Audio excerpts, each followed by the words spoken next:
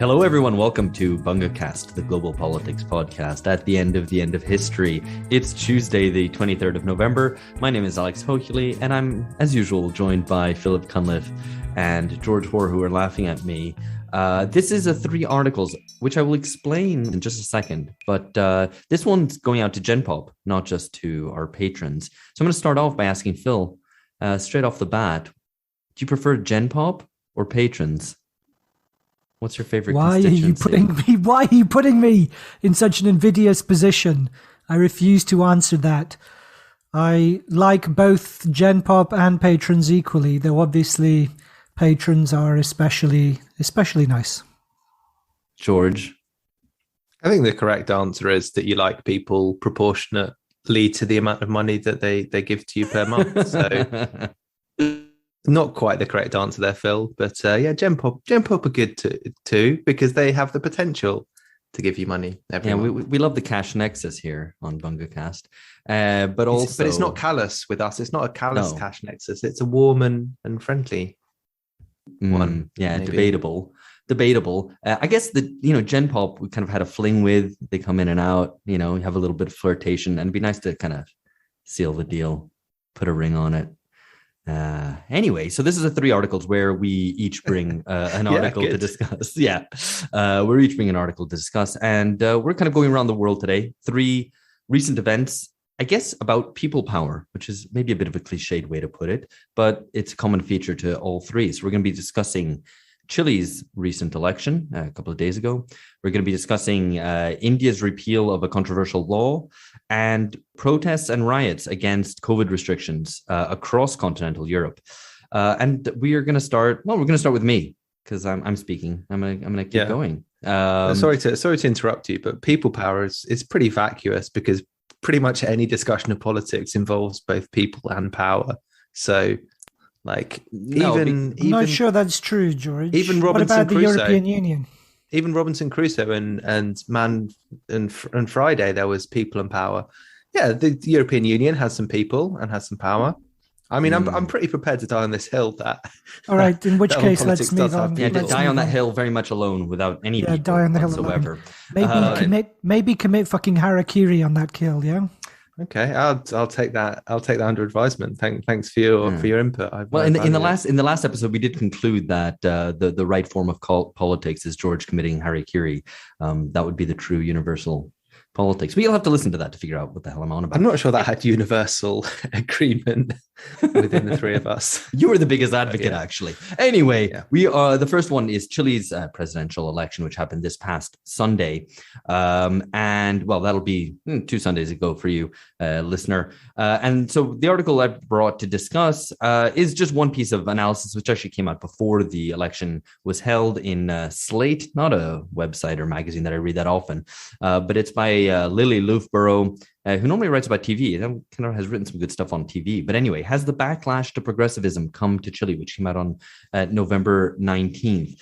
And the story here really is that unlike the kind of duopoly that governed Chile of the center left and the center right, which has governed Chile since the return of democracy in 1990, after the end of the Pinochet dictatorship, this is an election which is seemingly being fought out, and indeed the first round of elections was fought out between a party of the left, not the kind of establishment center left, and of the far right. And so you have candidate Gabriel Boric and Jose Antonio Cast going to the second round. Now, why is this important? It's important because, well, as has been discussed by a number of people, obviously Chile was the birthplace of neoliberalism, the first time a kind of full-throated neoliberal experiment was carried out.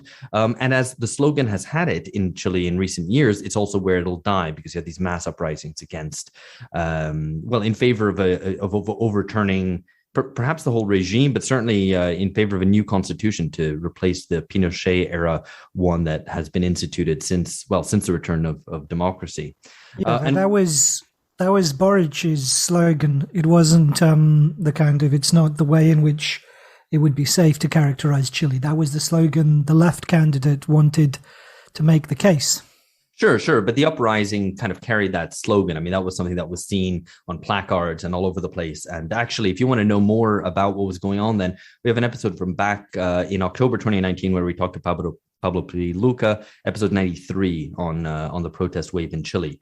We'll talk a bit more about that in just a second, but a bit about the candidates. So these two came in first and second place with Cast with nearly 28% and Boric of the left with nearly 26%, and all the other candidates with much lower shares. And so they're going to go off to the runoff. And it seems like a kind of polarization between the left and the far right, which is important and significant in its own right, but also is, I think the important thing is that it marks a break with the kind of duopoly that has governed Chile up till now. And what's interesting as well, I'm looking at this kind of in a broader context, is that Cast, who is actually the son of a Nazi army officer who fled to Chile after the war. So genuine far right credentials there in the family. He defends the Pinochet inherited constitution, the whole neoliberal state, in which the state can only provide services which aren't available in the private sector through things like conditional cash transfers, plus a bunch of reactionary culture war stuff about immigrants, around gender, and so on. And so he, in some ways, has, or at least the support he's gained has been a sort of radicalization of the right. And so he's been compared to Bolsonaro. And that's interesting because, in Brazil, too, it was the traditional neoliberal center-right who were defeated by Bolsonaro, because that the social base of that sort of politics went off to the far right. And that similar thing seems to have happened in Chile. I think that's a good summary. An interesting cast of characters, you might say, for this particular drama.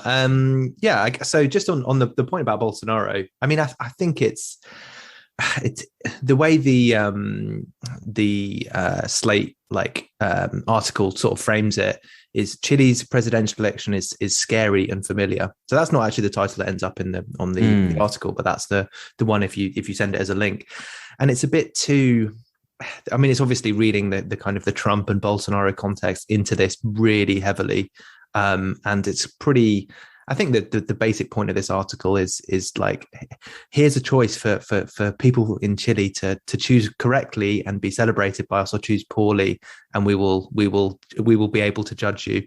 And it even says it quite explicitly. This is shaping up in short to be a referendum on how Chileans, I don't know if you can pronounce it as Chileans if you're British English, but yeah, wish to respond morally and politically to crisis with major backlash or with major reform. So yeah, it's a moral framing, and we've seen this, and it doesn't really work out all that well. I think there is this that. moral reading of politics. I agree with George. I mean, I think the moral framing is very telling, though. Then again, it's Slate. What do we expect? And the framing, like the putting Cast in the same frame as Bolsonaro, and then Bolsonaro and Trump. And as we know, I mean, we were told this very explicitly by some guy, I can't remember his name now, that Trump and Bolsonaro are actually very different political characters, and so forth. They shouldn't be assimilated together. Hi. I mean, so the point being that it's, it's difficult, I think, essentially. And I'm not suggesting there's an obvious answer, because obviously I think it is useful to connect global politics and, the turbulence you see in different countries together. There's even a very good podcast that often does that. So it's true. Yeah, there's one podcast that does it occasionally, or at least one of, I think, I have a favorite on the podcast. But anyway, that aside, its framing is really hard. Kind of assimilating it into these simplistic narratives. Boric is like Bernie Sanders, and Cast is Trump, is too easy to do, too simplistic. On the other hand, you don't want to simply make it completely specific to Chile. Yeah, I think that's right. And it's always a trick to try to figure out exactly what is particular and what's universal in the sort of story. Those are your tricks. How'd you do it? Well, exactly. This one simple dialectical trick that allows you to separate the universal from the particular. There should do a clickbait thing on that. It's not a trick, it's just a trick. Yeah. But I think thanks, Zizek. What there is that's kind of universal in the story is the breakdown of the establishment, the kind of breaking apart of the neoliberal order. I think that we can say, yeah, these are things that are happening in various different ways in Brazil, Chile, or in the US, right?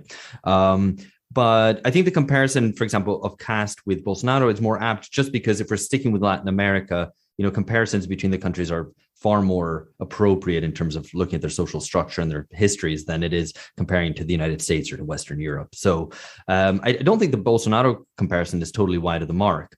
But what's interesting... So you're arguing for Latin American particularism as our Latin American correspondent on this podcast, that we can't understand it. We can't possibly get inside It's a general particular instantiation of a universal trend. Yeah.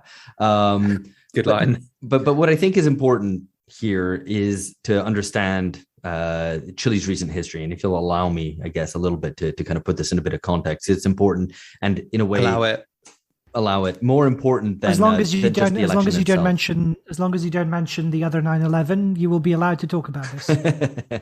No, we're gonna start our narrative in 1990 at the end of the dictatorship. So through this whole period, you have this duopoly of the center-left Concertación, which had the Socialist Party as well as the kind of more left-leaning Christian Democrats involved anyway, and the right. And actually, the whole period is actually dominated more by the center-left than the right, but it's entirely a party of the neoliberal establishment. Basically, its line on the dictatorship is, they got the economics right, but the repression was too heavy. That's kind of their approach to Chile's history, to Pinochet and so on. And Chile, it's a member of the OECD. It's kind of the neoliberalism that worked in Latin America, right? Its GDP grew throughout the 2000s. You had growth rates of 5%, 8%, 9%, a lot dependent on exporting copper, like 50-60% of its exports are copper. But that sort of story of success conceals the fact of really deep inequality, the deepest inequality in the OECD, and a very neoliberalized society, right? So huge amounts of privatization, education is treated very much as a commodity, the freedom of education instead of a right to education, a voucher system, which is like pure, like straight out of a kind of neoliberal handbook, and a whole range of other kind of typically neoliberal modes of governance, like central bank autonomy, a constitutional court which can annul laws passed in parliament, really strong anti-labor laws and stuff like that. And so in this context of growing delegitimation of the state, you had something like 40% turnout in the 2017 election, right? And this came on the back of a big student uprising in 2011. So again, it's interesting here just to draw some parallels. We always talk about the sort of the end of history and these uprisings after the global financial crisis. 2011 is kind of Chile's moment there, except that there it's not really on the back of an economic crisis because Chile's doing well kind of economically, but it's a part of a broader delegitimation. But what the real big moment is this 2019 uprising, which led to the creation of this constitutional convention to rewrite the constitution. And in some ways, you could even argue that at the time it was the center-right Piñera government in charge, that they acceded to that demand as a way of demobilizing the situation, because it actually could have led to complete overthrow of the regime. Such was the level of street mobilizations. So it's a really big deal. And Chile, I think, really presents, if you want to look at the kind of crisis of neoliberalism, Chile is like a really great story. If you just look at the history of the past kind of 30 years there. And the left has had lots of successes. 80% or something like that voted in favor of overturning the constitution. And then in the elections to the Constitutional Assembly, those people who will rewrite the constitution, the left, and that's in the broadest possible sense, won something like 2/3 of the positions. So that's like the formal left as well as indigenous movements, feminists, and so on, right? And then caste comes in and wins, the first round, right? Not an outright majority, but he wins a plurality of votes, and that's interesting. And so the article even asks, is this a backlash, right, against that? And that's a real question. I don't know. Yeah, I mean, so one not so serious point and one serious point. The not so serious point is, did you know that the band Cast, the lead singer was called John Power? So there's already a link between Power and Cast. That's just because I've had incredibly niche and irrelevant. Listen to the song "Walk Away." Your second it's been point? In my head. as I was reading this. And yeah, I think that the more serious point, and that was a very very useful summary, definitely, is that this is one of the stories of this election is that Sebastian Sickle, this kind of centre right, like standard ruling class, who's Piñera's successor. Yeah. I mean, he's like the standard guy. He's like the easy choice. He's why is it that the I guess the kind of the regime or the society, the political order to which he is associated, or with which he is associated, is not seen by voters to give a plausible solution to the contemporary problems faced by Chile. And I guess it's a combination of obviously COVID and just probably this individual candidate's specific failings. But yeah, I mean, this is part of that story. What is the situation that allows this kind of and the ability to put this frame around a kind of quote unquote far right candidate, and then I think he is far right. I don't think there is any quote unquote about it. I think I'm really skeptical of this idea of far right. Like, far right means like fascist, right? It's just a not euphemism necessarily. for fascist. No, not necessarily. You can have what do you mean? Right. I don't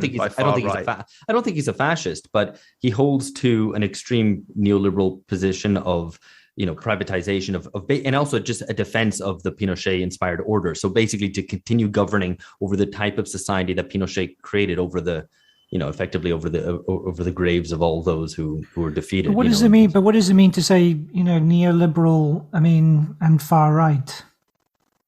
Well, okay. I mean, I don't want to. I don't want to. I'm not going to die on the hill of calling him far right. I think that's appropriate, but I don't. I think you get into kind of definitional debates, kind of saying that. But the point is that he's an extremely conservative candidate, right? Because you have this moment where they're rewriting the Constitution. You've played this totally wrong, Alex. You're meant to respond by calling Georgia red, brown, Strathroyd, and then the conversation ends. Yeah, exactly. No, but you basically have the overturning of the old order done over the mass mobilization, huge protests, right, which shook Chile, and you have certainly the traditional establishment and the backers of the establishment in the middle class abandoning their center-right candidate in favor of a more hardline figure promising a return to order. So there's a fear of disorder. There's a fear of disorder which motivates it. So, so I suppose this is the interesting takeaway point for me, is the fragility of the neoliberal kind of social structure and political order, exposed repeatedly, and perhaps it gives us a sense of what that looks like when it crumbles, how rapidly it crumbles away. And I think perhaps, we see the inability to put anything in its place, with the result that you have this turbulence. I mean, if your reading is right, Alex, then basically what they seem to have done is they gave the Constitutional Convention as a way to avoid, or as a way to channel and manage, I suppose, what happened in Syntagma Square in Greece, when you had the so-called movement of the squares in Europe, where you had these enormous mass mobilizations, particularly in Spain and Greece, and that refused to engage with existing political party structures that defined themselves against them, and that led to the formation of new parties eventually, but that never really, haven't really gone anywhere. And so, I expect it'll be similar in Chile. There is no way we have no means of substituting something new for the old order, which is to say the neoliberal order. And like you say, I imagine that does mean once it collapses that many layers of the middle classes, fearful for stability, will probably respond in unpredictable ways, and perhaps reach out to more kind of creepier and more ghoulish figures who kind of combine these different strands of flirting with kind of fascist ideas, invoking old military regimes, and so on. I don't think it's flirting with fascist ideas. That would be my kind of criticism of this framing, that it's not far right, it's just not center right. There is if you're talking about a spectrum, then it's not the same thing. It's like, take Eric Zemmour in France, right? So he's not a fascist, right? But he rehabilitates the Vichy regime, right? He explicitly downplays the crimes of the Vichy regime, right? So I mean, and the same thing, and cast, and this is interesting because some of the left, I read an interview with, I think this was Rene Rojas in Jacobin, but saying that some people on the left in Chile are actually kind of happy to see Cast because it's kind of an unmasking of the Chilean right. So the Chilean right played nice while you had this kind of completely constrained political order between, this nice alternation between center left and center right, and other things have become more turbulent. It's kind of like a bit of a masks off moment for the Chilean upper middle classes who just go, we're going to go back to someone who more nakedly supports the Pinochet dictatorship. And, Bolsonaro as well, actively trying to rehabilitate the military's role in politics, actively trying to basically say torture is a good thing and we should do more of it. And so even if they don't act on it, I don't think that they're fascists or that the fascists are taking power. I've made this point loads of times. We've discussed this loads on the pod, etc. But that doesn't mean that there aren't kind of, they're playing with sort of fascist ideas. I don't think Phil's out of line in saying that. I think also, I'm not sure. Also, there are lots of people in the UK who would defend Thatcher. I mean, but that's totally different. But Thatcher wasn't a military dictatorship. That's the difference. I don't think that's where you cannot make the comparison between kind of right-wing populists in the UK or the US and Latin America, between where you have recent dictatorships. Military dictatorship and constitutional government. Is there? No, I do know that there were fewer helicopters. Anyway, should we? We can. No, but I do have a serious point that this is part of the moral framing. There is an incentive here to push this. Obviously, I'm not going to deny that there are conservative elements, but it is important that I would, as far as I understand this, see Cast as a conservative, not as somebody who's trying to reform society in a reactionary, and by reactionary, i.e., going back to before the French Revolution or fascist. But no one's doing that nowadays. No one's wanting to go back before the French Revolution. That's what I would say. Then there's no far right. What I would say is, I'm not sure. I don't think I'd go that far, George. But what I would say is maybe you should go that far. Mistake. You should have some boldness in your opinions. It's a mistake. It's a mistake on the part of the left to welcome this idea of the taking off of the mask. This makes our task easier. It kind of clarifies. All of that I think is, deeply naive. Not least because given the weakness of the left and in its inability to present anything kind of meaningful or legitimate, and their inability to reach out to the population at large, and I'm sure this is a global problem and not just a kind of one that is particular to Anglo-American woke kind of activists, but a broader problem. There is nothing to offer, and in those situations, the fearful middle classes will they will obviously flock to somebody like Cast. Yeah, I think that I agree with that. I think that we can obviously reject the moralistic framing, the exaggerations and the sort of fascism blackmail that the left does, while also recognizing that he is far right. So just viewing things through the prism of this sort of leftist discourse that we might disagree with doesn't mean that you can't then look at what is actually happening and go, okay, well, look, this is a very reactionary figure. Phil, one final point, and then we're going to move on. It takes me back to Syriza. And I just, particularly the episode that we did with Jonas Christazes, because what he emphasized there was the enormous popular backing that Syriza had when they confronted the European Union and when they mobilized the population for the referendum, after which they surrendered and folded to the European Union. But what was striking was they were seen to be the only party that was capable of standing for popular interests in Greece and for the Greek population as a whole in its standoff with the Austerians of the European Union. And so they had enormous support, including from traditional nationalists, traditional conservatives, all figure, there was tremendous mobilization behind Syriza. And so it's only to say that Syriza had what so many of these left-wing post-neoliberal formations lack. It had enormous national and popular legitimacy, and it squandered it. And so it reinforces to my mind what a world historic catastrophe Syriza's surrender to the European Union really was for the kind of era of post-neoliberal politics or post-crisis politics, however you want to call it, before George sets off again. No, I was just That's a good point. I agree, and I think Jonas put that, captured some of that in the episode. Yeah, good. I was actually just about to say, good point. Interesting. It's good to congratulate each other. What are we moving on to next? Are we doing India, or are we doing COVID protests in continental Europe? I think it's time to move from Latin America to the Indian subcontinent.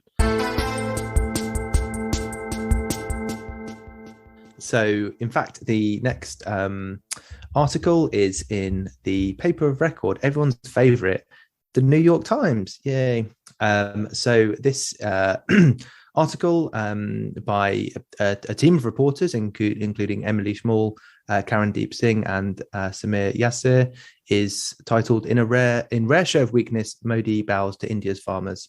A bungled response to COVID and a struggling economy," is how the NYT are framing it, "have hurt his party standing, leaving it vulnerable to a well-organized protest movement." And essentially, this is it's kind of a summary of some of the recent backpedaling by Modi's government, which the headline, in case listeners haven't sort of heard about this story, is that the farmers who've been protesting for over a year, disrupting traffic in Delhi, with several casualties and a variety of clashes with police and the state, have managed to secure from Modi, who obviously presents himself as a bit of a strongman figure, backing down on these farm laws. And we can talk a little bit more about the context of what these are, but they basically relate to subsidies and the role of corporations in farming, which are obviously extremely important in a still widely agricultural society such as India. And the NYT, as it often does, gives you a TLDR version, which I can crib from in just setting this up for everybody. So after a year of protests by farmers, Modi conceded to their demands on the 19th of November, agreeing to repeal farm laws that his government had enacted that were very unpopular with farmers. And the way they frame this is like a show of weakness. Modi dominated Indian politics for 7 years. The decision to repeal the laws was a rare retreat for the leader. The cause of the protests: farmers feared that Modi's farm laws, which he had hastily introduced in 2020, would send crop prices plunging. The core issue. At the heart of the dispute lies a subsidy system that the government, economists, and even many farmers agree is broken, seeking attention. Frustrated at Modi's intransigence after months of protests, farmers aimed to make their grievances difficult to ignore.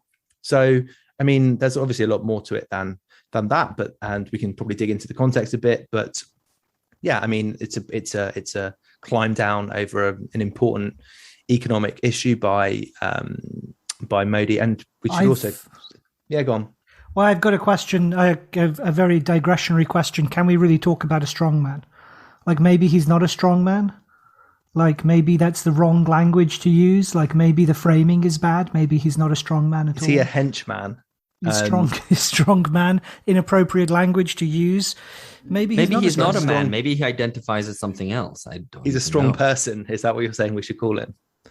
I'm just saying, there are definitional terms, and I think we shouldn't take this kind of liberal language of strong man as forgiven for people like Modi. What would you suggest then?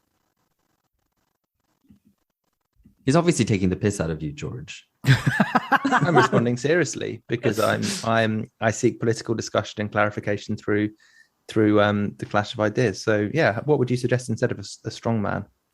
I'm happy to go with strong man for Modi, so it's fine. It was just cool. Thanks for that. You're welcome. Now you see, yeah, exactly, yeah, that's right.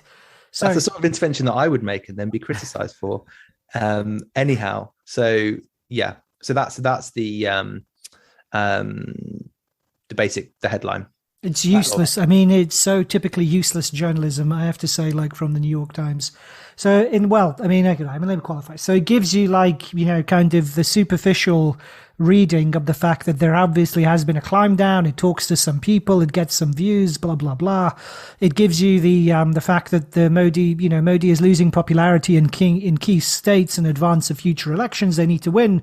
But in terms of the actual substance of the dispute, the detail of exactly what the agricultural reforms would have done, how they would alter the character of or the position of particular farmers, particularly in a country as kind of vast and whose agricultural sector is so diverse and complex as India's is. All of that is lacking, despite the fact that they clearly have reporters on the ground, and so it's just striking how superficial some of this MIT stuff is. With those matters of detail, this is providing a hit of news to the busy business person. Like these are not even the business surely. Person, I don't think. No person who has no business to attend to and is able. Why to should we say? NYT can we really confidently say business person though? Anyway, let's not get sidetracked. I mean, I don't know if we have anything more to bring on the mobilizations that happened last year, but it was interesting because I saw a lot of people going, why is no one talking about this? Right? Because they were masses and masses of people. But you get to that stage in the kind of social media cycle where you have more people saying, why is no one talking about this than there are of people actually not talking about it. But it was a remarkable show of militancy from those farmers in taking down this system. And I think the reform to the laws, I mean, I don't have any insight specifically into agricultural politics or the kind of economics of this. Though I did actually. That's not true, Alex. You stand for the entirety of the global South on this podcast. The Amazonian, like indigenous tribes. Yeah, the Amazonian indigenous tribes. But they're not the like campesinos of Chile, the indigenous peoples of Chile. But the farmers they're of copper India. Miners. No, you're getting it all confused. You're getting all confused. You speak for all of them. It's your job to educate him, Alex. As we know, a lot of the formerly called third world is now in large part not agrarian, and it's the megalopolises and the peripheries of big cities where you draw your support from. Speak. Yes, speak me specifically. No, but what is interesting, and I actually have to say, I mean, I translated a report on this, which I found kind of interesting. I wasn't aware of it, but the incursion of fintechs and kind of big tech in general into agriculture, which I wasn't aware of, right? So there's all sorts of new apps that allow farmers to kind of, supposedly share information, but also them to kind of kind of biotech firms to sell seeds and so on. And so these, it's kind of the incursion of big tech into this would have been facilitated by these laws, which weaken the state's role in buying up and guaranteeing prices. So it's effectively, a kind of form of marketization.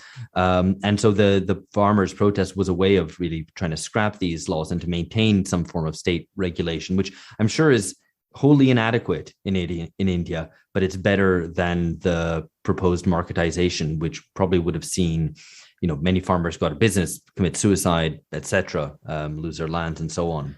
Here I'm going to do a George and say I'm genuinely I would genuinely not know or be very confident in jumping one way or the other without knowing more about the detail and probably the vast kind of geographic differences, different layers of the rural population, the class structure of the Indian population, which will also vary in different parts of the country, in wealthier and poorer parts of India's agricultural hinterland. All of this it seems to me very difficult to draw kind of any decisive or clear conclusion as to if it's if it's just a clean standoff between predatory multinationals and indigent farmers. That's not no, probably not. I'm me. sure I would suspect that there's lots of kind of big interests who want to maintain the state's kind of monopsony power, role there in buying up commodities. I'm not saying that's why I'm saying it's not perfect, but I don't know. Did you say monopsony? Monopsony. Monopsony. Oh, I thought, I was like, have I missed a theoretical term? Monopoly, monopsony, monoxony. I mean, that could be. What is monoxony? I don't know. Like state is the only provider of the oxygen. Anyway. If we can't talk about the kind of economic infrastructure behind this, I mean, what's your reading of the kind of political consequences of this for Modi? Well, we're going to see there's going to be an election in Uttar Pradesh coming up, which is a bellwether, or supposedly that's the way it's presented, a kind of bellwether election. I mean, I guess I'm not a political analyst. What is it? Really? What, a commentator? Silver. Oh, right. No, yeah. I'm trying to think what I'm not. I'm not going to give statistical odds. But yeah, I mean, as kind of we discussed, or Phil's not terribly helpful intervention at the top did kind of point to, is that Modi's, like, part of his appeal is his strength, or you could put it another way. But there's certainly, like, there is a question about, like, what is the consequence of this kind of uncharacteristic signaling of, like, making a mistake, not being able to convince. I mean, this is the way that the agriculture minister puts it, not being able to convince some farmers of the benefit of this reform, which I think is, you have to assume is pretty counter to their interests. And I don't think it's, when you hear that fintech is going to be involved, I mean, that's a pretty clear sign that it's not going to be in the interest of agricultural workers or small producers, without knowing the full kind of political economy. So yeah, I mean, there is a question about what this means for the BJP, which is Modi's party. So I mean, because they have been, pretty dominant and do face a divided opposition. And I mean, that's one of the questions, I guess, whether this is a single issue, kind of which then gets catalyzed and organized, but it doesn't really seem like it goes. What are the natures of the state reforms, of the reforms to the current state inadequate purchasing system? Yeah, it's not clear. I mean, there is one thing in the liberal perception of India outside, and probably maybe in it as well, is that, the BJP represents this complete marked departure away from kind of secular far universalism. Right? Is it far right? And this kind of far right reorganization of Indian society. And no doubt there's a lot of reactionary things there in Hindu nationalism, but we have a great episode. How far right is it? Well, yeah, is it too far? Not falling off the right table, but like it's teetering on the edge. It just takes a cat to come along and give it a little push. I'll tell you what. Did you ever read the Far Side comics by Gary Larson? Yes, it give you a chuckle. I mean, that's not far right. That's just Far Side, far out. Sorry. Jesus. Anyway, but the point is that episode 198, Universal India with Achin Vanaik. I had a great conversation with him. I thought Achin was hugely illuminating as to these issues and the way that effectively Gandhi, Nehru, and the Congress Party, held up as sort of liberal secularists, really laid the seeds for today's Hindu chauvinism. And so it doesn't really represent such a marked departure. And also, I think, and this kind of rollback that Modi's had to carry out, and even apologize for trying to bring in these policies, shows that it's not all so stable. And I think maybe here, if we're going to do a kind of general reading, or kind of make a point about kind of right populists in general, is that however much they promise, one, either to bring order or alternatively to represent some sort of break with the old establishment, they're not able to establish anything particularly long lasting, and to a large extent run on fumes, right? They run on fumes in terms of, like, my God, pure ideology, in terms of constantly inflaming these conflicts or pursuing sort of diversionary things, creating culture wars and so on, because they're unable to really materially structure a new sort of order. I would extend that. They run on fumes like a hot air balloon, and so are pushed by the political winds of the day. I mean, if you'll allow me that, because the fumes is the hot air in the hot air balloon, to take your stupid metaphor, I'm not sure they blow with the wind. I think that's something which, to reference another episode we did with Lili Lynch on Serbia, the Serbian strong man, whose name I've now forgotten, and Phil's going to tell me. Vucic is someone who there very much is very malleable and adapts and tries to incorporate all these various different positions, which is a little bit different to someone like Modi, who pursues maybe a clearer ideological line. But the point is that I'm not sure it's able to root anything long lasting. So what you're saying is that today's strongman has kind of gone from the 90s noughties like strength of weightlifting to a more kind of yoga flexibility. So the real strength is now in core strength, but flexibility outside of the core. you're just playing with cliches about India, and although India did have a strong bodybuilding culture as well, which was kind of quasi-fascist actually. But there, I did want quasi-fascist to you today. I did want to make a point about kind of populist rhetoric and self-presentation, and I think, and like I'm just trying this out, but there's a tendency, and you can think of maybe Modi, but you can think of various populists in the West represent in some ways a breaking of technocratic managerial taboos, right? We're just going to do something. Whereas before they said, oh, we might limit immigration a little bit, but we have these complex mechanisms of calculating exactly the right number of immigrants, and populists come in, let's just do it. Let's just shut down the borders, right? That's just to take the most cliched, obvious example, but it plays across the board. It's a kind of attempt to reclaim authority from this very diffuse form of authority that you have over the kind of end of history period, right? We're just going to come in and fucking do stuff rather than saying, hey, what we actually have to put this through the processes and consult with the NGO, with the quangos who will regulate this and blah, blah, blah, blah, blah, all that crap. Let's just fucking do it.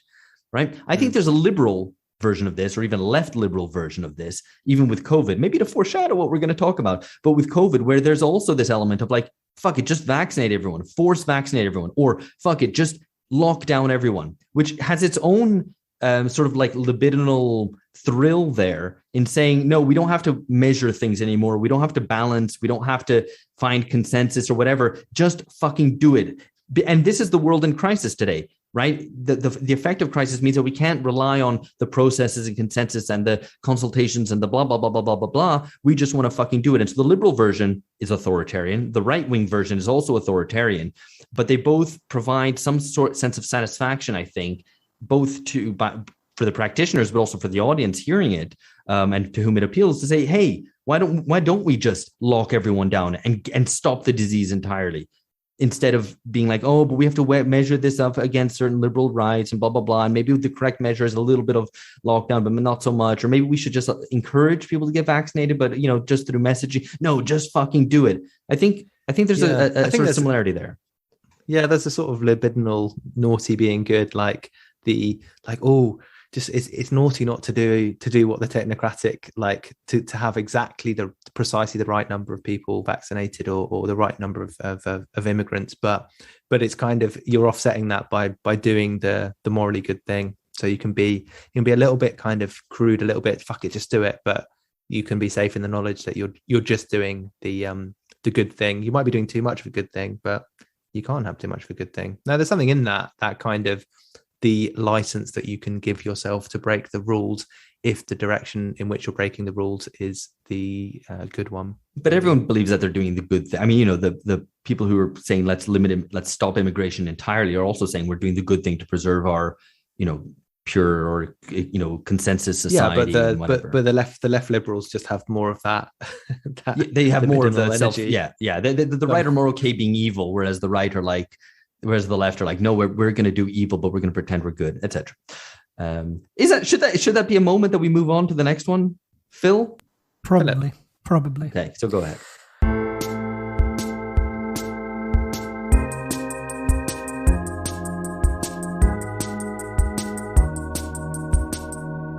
So the piece is the title is Violence in Belgium and Netherlands as COVID protests erupt across Europe, though it covers protests in Austria, Switzerland, Italy, Denmark and Croatia, and also further afield in Guadeloupe, which is French overseas territory and is therefore run as part of metropolitan France.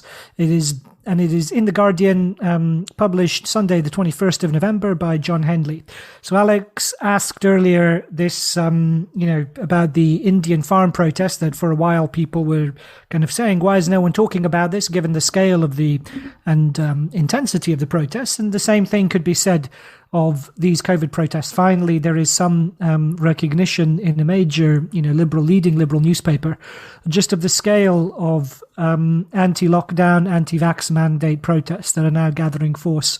And what is omitted, as far as I can tell from when I read this piece, what's omitted is that these protests were coordinated, and they were deliberately coordinated across these various countries as part of the effort to resist the government crackdown or government crackdowns, an attempt again to impose lockdowns of various kinds across these countries in response to the fourth wave. So a few take-home points, I think, from this one. The first is that it is genuinely surprising the size of the protests and also the intensity of the violence. I mean, if we consider the places where it's taking place, I mean, reading about how cops in the Netherlands are firing bullets at crowds and protesters isn't something you normally read about in the press. You expect to see those lines written about other places. The other thing is the extent of the diversity of the groups involved. So the reporter mentions the fact that one of the crowds, in this case in Belgium, was singing the old anti-fascist partisan song Bella Ciao, Together for Freedom, but also in the crowd there are far-right insignia, if we may say that, George, with apologies to George, as well as the gay rainbow flags. And this has certainly been my experience of anti-lockdown protests when I've seen them, is just the sheer enormous variety. And so that seems to me to ring true and to be important recognition of a fact. So the other take-home point would be just how much the scale of these protests in response to the fourth wave. I think it's also important to indicate just how much this delegitimizes the common narratives, which is generally that Britain is the kind of the failure, the quasi-genocidal experiment gone awry, whereas the European Union, after kind of a difficult start with vaccination, has recovered.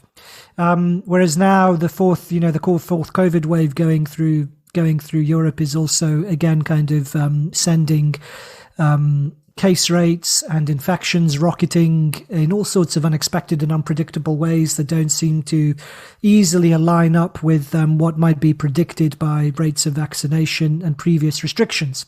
So all of that is again to say that the level of social protest delegitimizes the narratives that both governments and major media organizations have tried to impose on events. And perhaps finally, some of this is getting recognition in the press. But isn't it just the randomness, actually? I mean, more than, I know you're saying that it's not the kind of Britain versus EU thing, but that actually how random it has been the whole way through, both in terms of which countries suffer worse, which measures actually don't correlate, strong measures don't correlate with less infections. It's, that it seems to be all over the place. No, indeed. Yeah, indeed. Yeah, I mean, and you said it's getting recognition in the press. I mean, The Guardian, you can use the word newspaper or press in inverted commas. Indeed. Scare quotes. I mean, just a couple of things to pick up on the way this has been reported. The Rotterdam mayor described an orgy of violence. The Guardian piece itself talks about rioting youths. The whole thing is pretty pearl clutching, pretty like, oh my goodness, what are all these idiots doing? Like, well, why an orgy of violence suggests that it's just self-satisfying, right? That you're getting. That would be masturbatory. But 5 police officers injured and 40 people arrested in the Netherlands, right?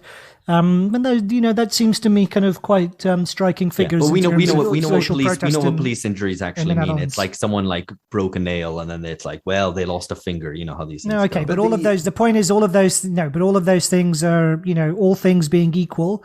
Those, like I say, seeing those kinds of headlines and figures about protests in places like the Netherlands and perhaps Belgium, to a lesser extent. Sorry, I've just got to jump in here. It seems like you're weighing the arrests or like the Dutch protests, like in places like the Netherlands, like these Dutch people, they're so nice and chilled out. Like that's not what I'm saying. I'm saying that it's generally, obviously I'm not saying that. I'm saying, what I don't think is unreasonable, that generally we don't hear about violent protests in the Netherlands or very intense kind of or intense civil unrest, whereas there does seem to be a genuine wellspring of popular anger against COVID restrictions in the Netherlands, which was unexpected.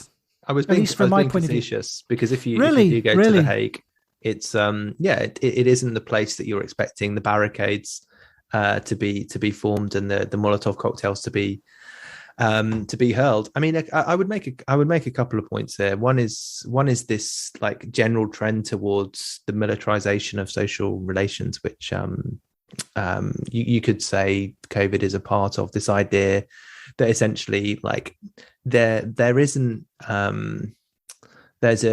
you move from the kind of increasing monitoring of people's interpersonal like interactions to a pretty, I mean, I obviously wasn't at these protests across Europe, but you can imagine that the response is pretty preemptively militarized. That it does actually, it's not the Guardian piece, but there are other pieces which are kind of, I guess, outlining the potential for bringing in like various sorts of riot cops and elite tactical forces across the continent. So I guess there's a kind of, as much as it definitely does upset the kind of mainstream narrative of that you were talking about, Phil, there's also, you know, like here there's a definite coercive arm of the state being readied if the response continues to develop in the way that it has to the quote unquote fourth. I think that's what's interesting in the piece is that's what's interesting in the piece is that the hardest language, at least in this report, is reserved for Guadeloupe, right? The French Interior Minister said, the quote is, the first message is the state will stand firm. Reinforcements are being sent, including the so-called raid. Elite tactical forces of the gendarmerie are being added to the territory, increasing the numbers on the territory, Guadeloupe, 2,250, which I'm presuming is a lot per head of population in Guadeloupe. So, but it's also that the French, but it's also, I think, even in metropolitan France, we know that, you know, the French CRS and everything are particularly hardcore and heavy-handed. I mean, I don't think it's militarization of social relations, to roll back to what George said. I mean, it's a militarized confrontation now and repression, but I don't know if it's militarized social relations in terms of how that, because that would suggest that there's a kind of hierarchy. I'm sure it's militarized, but the army isn't on the streets. It's, you know, riot police and cops. I think the element that is new is the fact over what people are protesting and linked to particular surveillance technologies. I mean, the protesters in France are mobilizing against the health pass, which, as the report makes clear, so since this summer, you've needed this health pass to access restaurants, cafes, cinemas, theatres, exercise in gyms, attend sporting events, taking planes or long-distance trains. An enormous swathe of social life has been... all optional things. That's what you're saying. Exactly. Things that you could live without. Luxuries, essentially. What a luxury. Yeah, well, which is the critique all along, right? That it's the COVID restrictions are about reducing things to bare life. What interests me about this story, because I remember, I think was it on Friday night? I think that the protests in the Netherlands erupted, but it was a remarkable sort of simultaneity of these things. So you had the Netherlands, then you had, I think, just preceding that, the protests in Austria. I don't know if we've even spoken about. I said they were planned to be coordinated, as far as I understand. So it was deliberately. Yeah? Okay. Yeah, they were, which isn't mentioned in the piece. It's organized spontaneity, coordinated, and they cover at least two countries in which Alex has citizenship, indicating your cosmopolitan background. So not only can you speak to the global South, you can also speak to two of these countries. Yeah, those anti-Semitic cartoons of the puppet master. That's just me. But I think it's also interesting what you mentioned in your introduction, Phil, about the kind of totally mixed bag of political symbols and the sort of people that you find on these protests. Because I think they obviously this crystallizes, and the question of vaccinations and of lockdowns crystallizes so much mistrust of the state, of the establishment, and of just general anger and disgruntlement with the way things have gone. And I mean, I remember on the kind of anti-lockdown protest that I went to in London that it was there was a lot of wackiness there as well, you know, kind of a lot of just sort of the usual kind of, slightly hippie-ish sort of anti-vax stuff, as well as people who were just there just because they didn't like the lockdown restrictions. And but I think hang on, let me just finish this point though, because what ends up happening is a kind of retrospective construction of legitimacy for this. Okay, so what do I mean by that? It's that, let me take an analogy, right? That I think we know a lot of people who weren't necessarily pro-Brexit and might have even voted to remain. But as things, who are these people? We know people like this. We know many people like that who, after the vote happened and in the ensuing months, when there was this huge Romanian backlash and it became apparent that the establishment was going to do everything that it could to avoid seeing through Brexit, that for a lot of people, Brexit then became justified and they became pro-Brexit on the back of the fact that the fact that there was this sort of anti-democratic move from the establishment and whole sections of the liberal class, right? And maybe a similar thing sort of happens with this as well, that, okay, at the beginning you have some people who are like just anti-vax because they were always anti-vax, and there were people who were skeptical of the MMR vaccine and whatever kind of nutty elements of that, or conspiracy theorists. But as the repression of that becomes more and more severe, and as the state becomes more and more insistent on vaccinating everyone, or instituting vaccine passports, which incidentally I think is a terrible term, but we'll come back to that.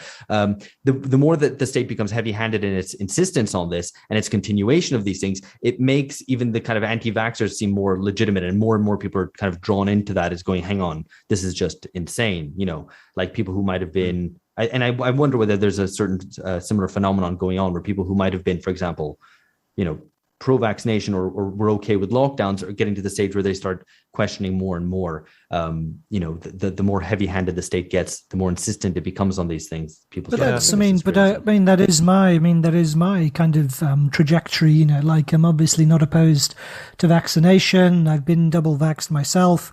But I understand the vaccine hesitance and vaccine skepticism. I mean, not the anti-vax thing, but I'm more understanding of vax hesitancy given the way in which the politics of vaccinations have played out, extending it to children, the insistence on making it earlier and earlier, kind of rejigging the definition of vaxxed, as seemingly has happened in Israel now, where you only are vaxxed if you have the booster jab as well. I mean, all of these kind of the encroachment and extension and the manipulation of what vaccination means. And also, I mean, just the sheer kind of scale of the pharmaceutical interests involved in it. I don't think that, I don't think it's grounds for vax, for being anti-vax, but I can understand why it kind of makes people who might be ambivalent or hesitant firmer in their suspicions. I think that is straightforward. That's straightforwardly obvious. Yeah, I think this is an excellent point that Alex made. Like, one of the questions is, to what extent will there be a group of people who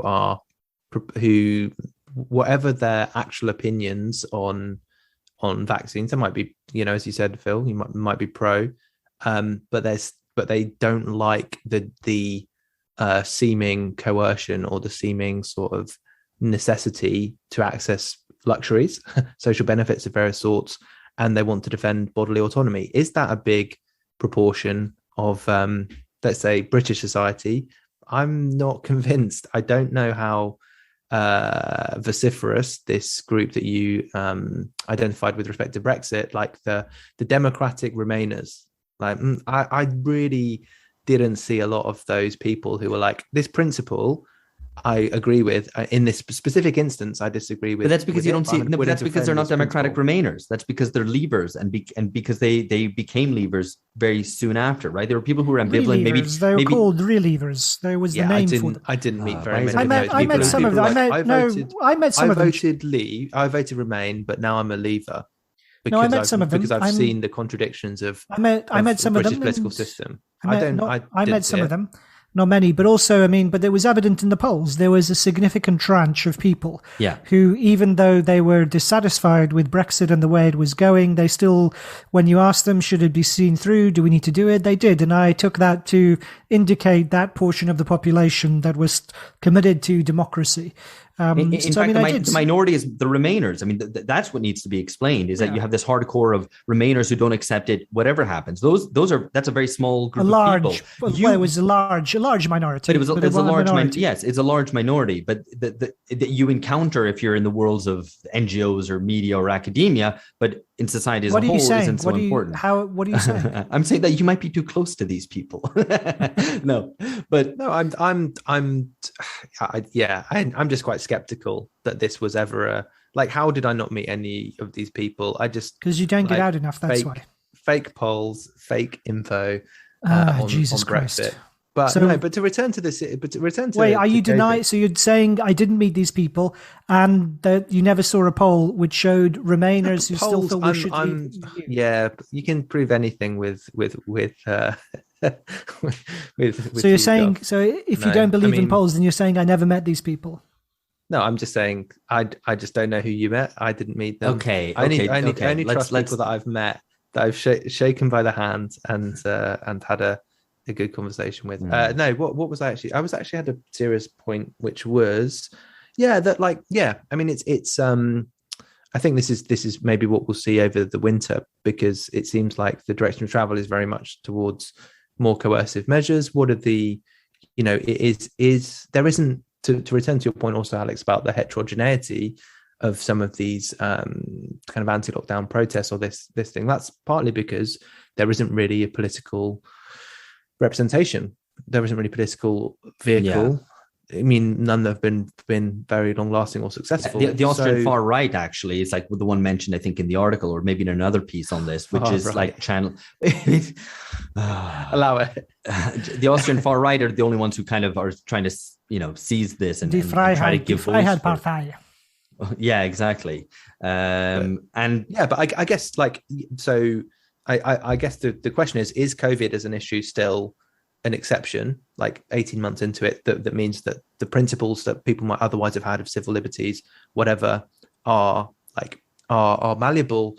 I mean, I think my sort of judgment would be that it sort of is. So people who might otherwise be in one position are saying, well, this is an exception. This is an emergency. Therefore, different rules apply. But yeah, that's just, I mean, I actually was going to comment on that specifically, because I was thinking in terms of universality versus its opposite.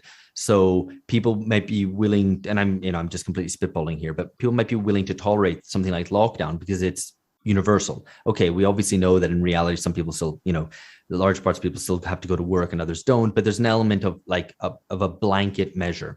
Once it becomes much more targeted about these specific people who don't want to get vaccinated, now specifically aren't allowed access to specific institutions, that loses the pretension of universality that these other measures had, which are things that are allowed, or people tolerate them in an emergency. When the emergency carries on forever and starts becoming particular things, like this group of people aren't allowed into these specific institutions, it offends any democratic sense that people might have, or universal equality sense that people might have. I think, unfortunately, that democratic and universalist sense is sadly lacking, but I agree with you.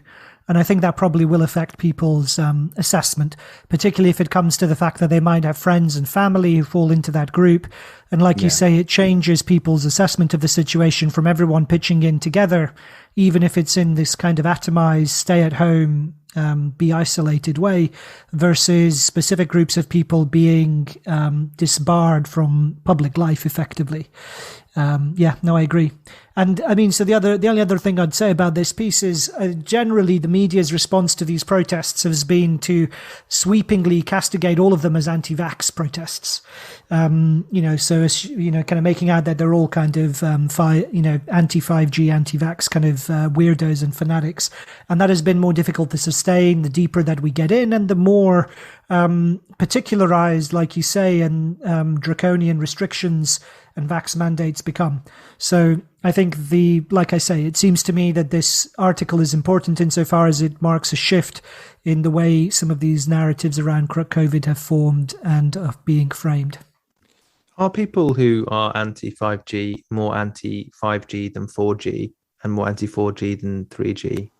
It's a good question. You should ask one of them. Of dilute?